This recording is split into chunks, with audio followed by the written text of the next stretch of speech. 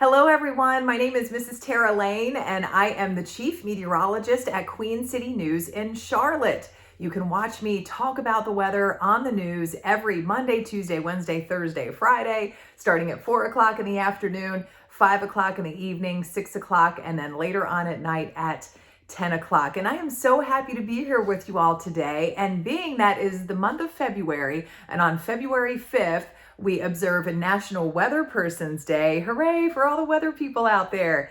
We thought it would be a perfect opportunity to read this book to you all today. Have you all ever read it? It's a good one. It's a classic. Cloudy with a Chance of Meatballs. So let's get started. All right, so Cloudy with a Chance of Meatballs, written by Judy Barrett, and the pictures drawn by Ron Barrett. All right. So we were all sitting around the big kitchen table. It was Saturday morning, pancake morning. Mom was squeezing oranges for juice, and Henry and I were betting on how many pancakes we each could eat. And Grandpa was doing the flipping. Look at Grandpa. Flipping those pancakes. Seconds later, something flew through the air, headed toward the kitchen ceiling, and landed right on Henry. Look at that. After we realized that the flying object was only a pancake, we all laughed, even Grandpa. Breakfast continued quite uneventfully, and all the other pancakes landed in the pan. And all of them were eaten, even the one that landed on Henry. Ooh, they ate the one that landed on his head. Well, later that night, it touched off by the pancake incident at breakfast. Grandpa told us the best tall tale bedtime story he'd ever told. So he starts telling a story. Across an ocean, over lots of huge bumpy mountains, across 3 hot deserts and 1 smaller ocean, there lay the tiny town of Chew and Swallow. Look at that. Chew and Swallow was the name of the town. In most ways, it was very much like any other tiny town. It had a main street lined with stores, houses with trees and gardens around them, a schoolhouse, about 300 people, and some assorted cats and dogs. There's the town right there. So it looks like a normal town. But there were no food stores in the town of Chew and Swallow. They didn't need any because the sky supplied all the food they could possibly want. The only thing that was really different about Chew and Swallow was its weather. It came 3 times a day at breakfast, lunch, and dinner. Everything that everyone ate came from the sky. Oh my goodness. So he's going out to check and see what the weather's going to be like and what's going to fall from the sky to eat. Whatever the weather served, that was what they ate. But it never rained rain, it never snowed snow, and it never blew just wind. It rained things like soup and juice. It snowed mashed potatoes and green peas, and sometimes the wind blew in storms of hamburgers. Oh, look at that. It's a hamburger storm. The people could watch the weather report on television in the morning. That's like what I do. And they would even hear a prediction for the next day's food. When the townspeople went outside, they carried their plates, cups, glasses, forks, spoons, knives, and napkins with them. That way they would always be prepared for any kind of weather. If there were leftovers, and there usually were, the people took them home and put them in their refrigerators in case they got hungry between meals. Then they could have a snack. Wouldn't that be nice? The menu varied. By the time they woke up in the morning, breakfast was coming down. After a brief shower of orange juice, low clouds of sunny side up eggs moved in, followed by pieces of toast. Butter and jelly sprinkled down for the toast, and most of the time it rained milk afterwards. Look at that. Butter and jelly, and it rained milk so they could wash it down. For lunch one day, frankfurters, already in their rolls, like hot dogs, blew in from the northwest at about 5 miles an hour. There were mustard clouds nearby. Then the wind shifted to the east and brought in baked beans, A drizzle of soda finished off the meal. A drizzle of soda. Dinner one night consisted of lamb chops, becoming heavy at times, with occasional ketchup. Periods of peas and baked potatoes were followed by gradual clearing, with a wonderful Jell-O setting in the west. Look at that, a big Jell-O for the sunset.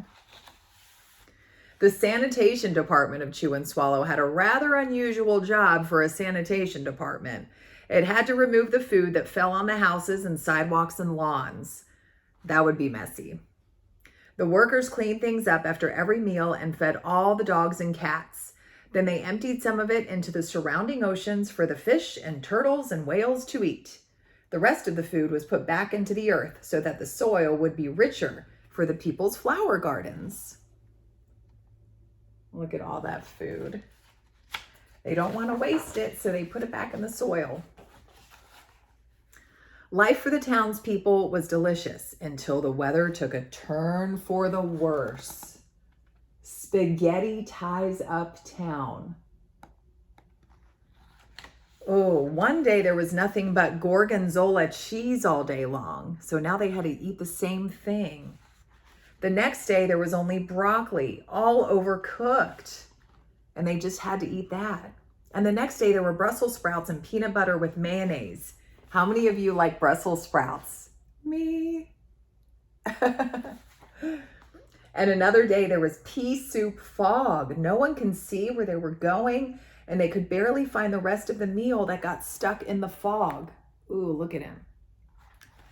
Trying to get through pea soup fog. The food was getting larger and larger, and so were the portions. The people were getting frightened. Violent storms blew up frequently. Awful things were happening. One Tuesday, there was a hurricane of bread and rolls all day long and into the night. There were soft rolls and hard rolls, some with seeds and some without. There was white bread and rye and whole wheat toast. Most of it was larger than they had ever seen bread and rolls before. It was a terrible day. Oh, it was like a bad storm. Everyone had to stay indoors. Roofs were damaged and the sanitation department was beside itself. The mess took the workers 4 days to clean up, and the sea was full of floating rolls. To help out, the people piled up as much bread as they could in their backyards. The birds picked at it a bit, but it just stayed there and got staler and staler. Got really hard. There was a storm of pancakes one morning and a downpour of maple syrup that nearly flooded the town. Oh, look at all that syrup. A huge pancake covered the school. No one could get it off because of its weight, so they had to close the school. School closed for a pancake. Lunch one day brought 15-inch drifts of cream cheese and jelly sandwiches. Everyone ate themselves sick, and the day ended with a stomach ache. Ugh. There was an awful salt and pepper wind accompanied by an even worse tomato tornado. People were sneezing themselves silly and running to avoid the tomatoes. The town was a mess. There were seeds and pulp everywhere. The sanitation department, they just gave up. The job was too big. Everyone feared for their lives. They couldn't go outside most of the time. Many houses had been badly damaged by giant meatballs. Stores were boarded up, and there was no more school for the children.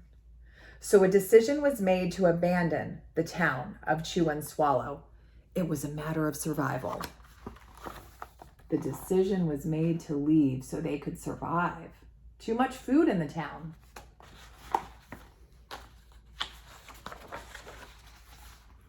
The people glued together the giant pieces of stale bread, sandwich style with peanut butter, took the absolute necessities with them, and set sail on their rafts for a new land. Look at that boat they made out of bread.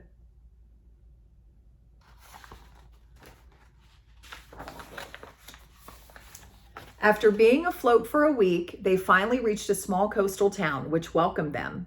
The bread had held up surprisingly well enough for them to build temporary houses for themselves out of it. So they built houses in a new town with bread. The children began school again, and the adults all tried to find places for themselves in the new land. The biggest change they had to make was getting used to buying food at a supermarket. They found it odd that the food was kept on shelves, packaged in boxes, cans, and bottles, like the food that we get.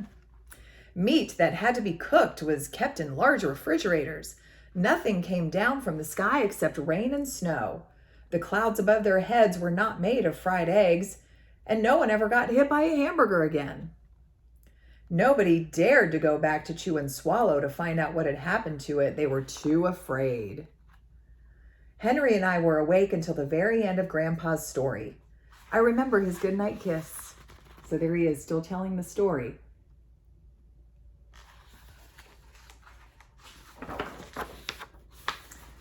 The next morning, we woke up to see snow falling outside our window.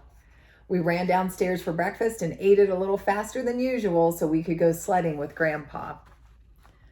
It's funny, but even as we were sliding down the hill, we thought we saw a giant pat of butter at the top, and we could almost smell mashed potatoes. There's Grandpa. They're sledding.